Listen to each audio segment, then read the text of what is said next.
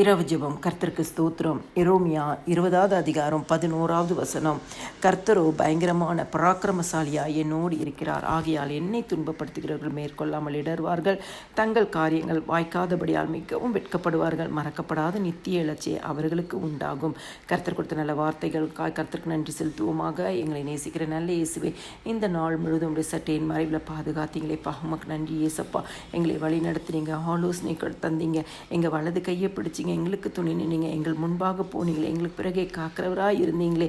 உங்களுடைய பாதுகாப்புக்காய் நன்றி செலுத்துகிறோம் ஏசப்பா. இந்த நாள் முழுவதும் ஆண்டவரை அறிந்தும் அறியாமல் எந்த பாவம் செஞ்சாலும் அதை இன்னும் ஒரு விஷயம் ரத்தத்தினால கழுவி பரிசுத்தப்படுத்துங்க. அதிகாலை எழுமையை பாடி மகிமைப்படுத்தி வேத வசனங்களுக்கு பிரதிச்சமாய் வெளிப்படட்டும்பா.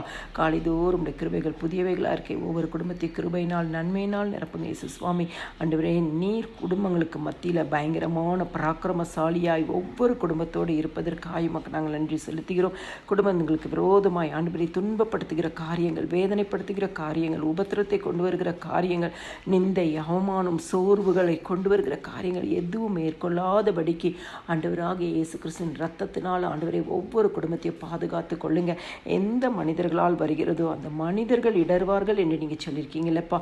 உம்முடைய கரத்தில் நாங்கள் ஒப்பு கொடுக்கிறோம் சுவாமி. தங்கள் காரியம் வைக்காதபடியால் மிகவும் வெட்கப்படுவாருங்க. என் குடும்பங்களுக்கு விரோதமாய் ஆண்டவரை உருவாக்கப்படும் ஆயுதங்கள், குடும்பங்களுக்கு விரோதமாய் உருவாக்கப்படும் வார்த்தைகள் ஆண்டவரே ஏசப்பா, இந்த நாளில் குடும்பங்களுக்கு விரோதமாய் உருவாக்கப்படும் எல்லா ஆலோசனைகள் எதுவுமே நடக்காதபடிக்கு கர்த்தாவே, காரியங்கள் எதிர்த்து செய்கிறவர்கள் காரியங்கள் வாய்க்காதபடி கர்த்தர் ஒவ்வொரு குடும்பத்தையும் பாதுகாப்பதற்காய் நன்றி செலுத்துகிறோம்ப்பா.